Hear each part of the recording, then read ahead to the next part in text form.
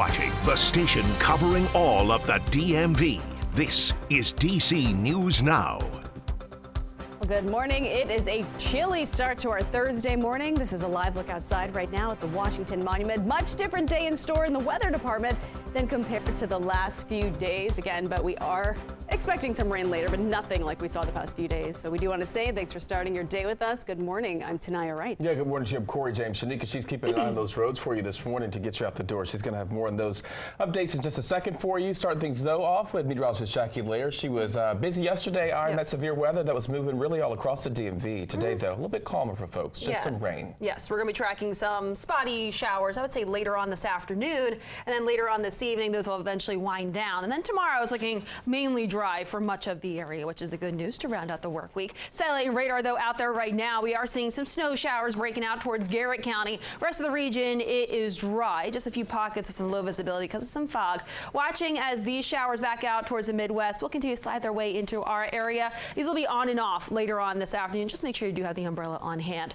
Temperatures right now, 30s and low 40s, and eventually we'll notice those high temperatures into those low to mid 50s for much of the area. Notice by about noon, a few of those showers bubbling up back over towards the I-81 corridor, closer towards the I-95 corridor by the middle of the afternoon, and eventually these subside later on this evening. Shanika, what's the latest out there on this morning commute? All right, Jackie, good morning. Prince George's County, you're still looking good. Montgomery County, same thing. You're looking good along the stretch. Capitol Beltway, inner and outer loop, right near 202, running very smoothly. Now, off of the Beltway, you will see a crash in. That is causing some major backups. That's along Indian Head Highway at Old Fort Road, so watch for congestion.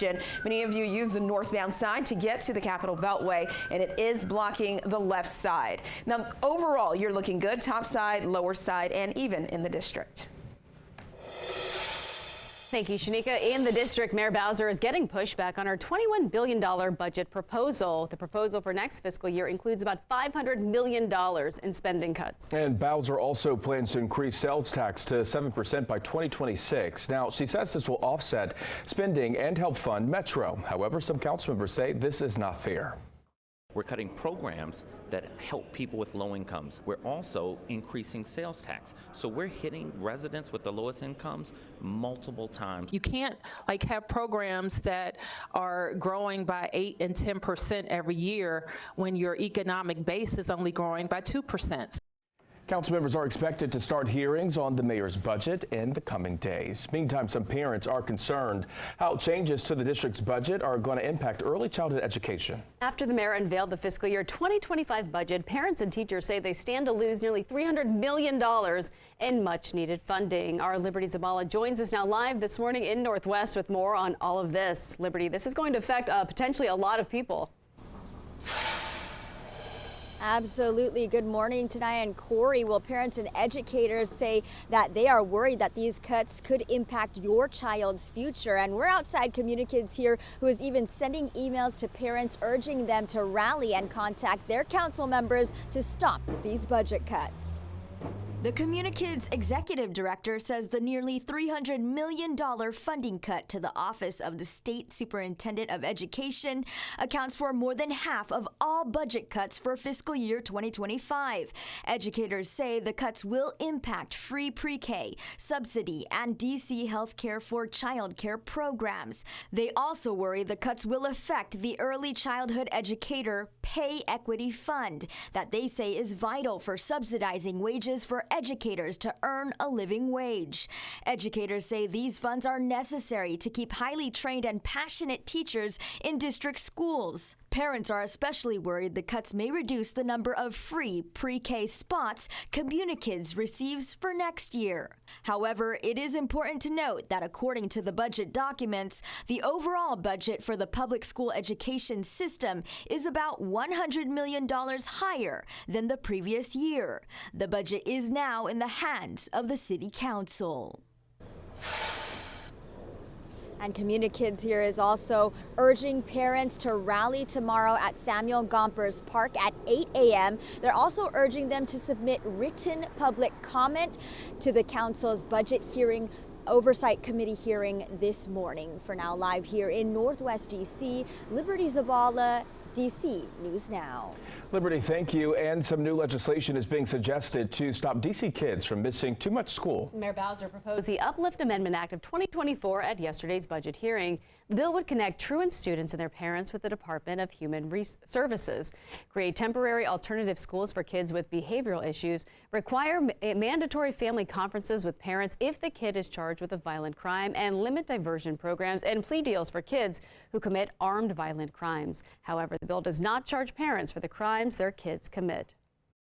What we all want is a safer city. What we all want is better outcomes, both for community and for young people. And we don't necessarily have any evidence that prosecuting or incarcerating parents at this point will get us there. Now, one lawyer says the bill links truancy too closely with juvenile crime and does not address the root causes. Time right now was 6:05. This morning, 5 men are in custody and facing felony charges after Fairfax County Police say they tried engaging in sex acts with minors last week. According to Fairfax County Police, the 5 men arrested range in ages between 24 and 53. Investigators say 2 of the suspects are from Baltimore. They say 3 are from Lorton, Fairfax, and Woodbridge. The National Center for Missing and Exploited Children say online enticement reports released showed that increased by more than 300% between 2021 and 2023. Ages of these children, the victims of our cases, are getting younger and younger. I think that's just due to the access they have to the internet. And detectives say an undercover sting where investigators pretended to be children online led them to these suspects. Now they have these tips for parents to keep kids safe. Be open with your child, know their phone password, have access to it, and charge it in your room overnight. Your time right now is 6:06 on a Thursday. Fairfax County Police have made several arrests in connection to a dangerous car meetup. Police say a large group gathered for a street takeover early Sunday morning in Springfield. Dash camera video, which you see here, shows one of the officers, and you can see dozens of masked men surround a cruiser and attempt to open the doors.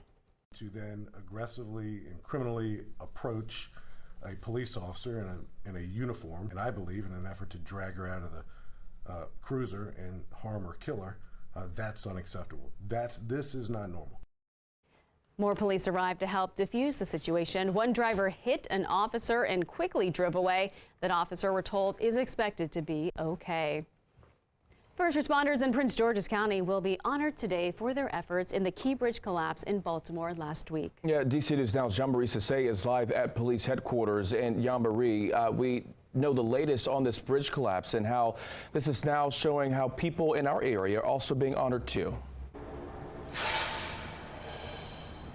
Yeah, that's right. Leaders are calling all of these first responders involved heroes. Now, when this Key Bridge collapsed, that meant all hands on deck, meaning first responders from several jurisdictions, including Prince George's County, jumped in to help with the recovery efforts and also now the cleanup.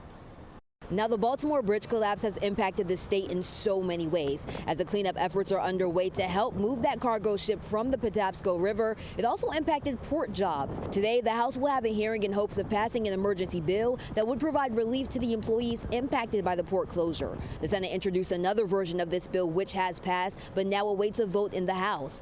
Now, as I mentioned, the bridge collapse has an impact on so many factors, but continuously, leaders like Governor Westmore continue to give credit to the first responders from all jurisdictions for their efforts in recovering the bodies of the 6 construction workers that are presumed dead from this collapse, and also the efforts of trying to clean up this wreckage.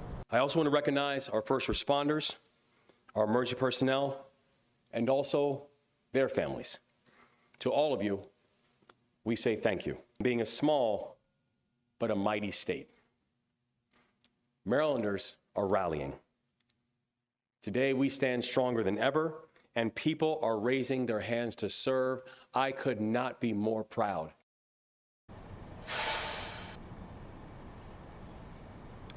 Yeah, so these first responders will be honored around 9 a.m. here at police headquarters in Upper Marlboro, and we'll continue to bring you the latest on the impact that they've made.